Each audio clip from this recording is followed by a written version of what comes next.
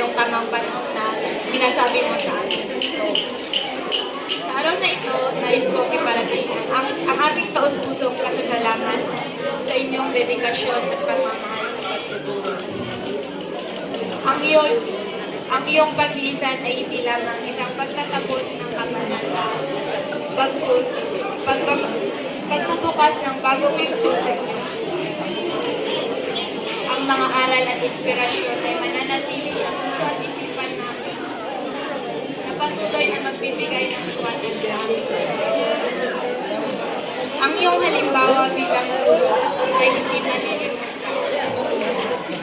Ang mga aral ay patuloy na magbibigay inspirasyon at gabay sa mga susunod na araw sa amin.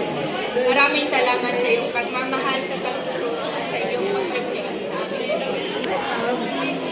Sa iyong bagong yugto, naway patuloy kayong maging inspirasyon sa iba at patuloy na maging liwanag sa mga kasusan ng iyong mga aral at karanasan.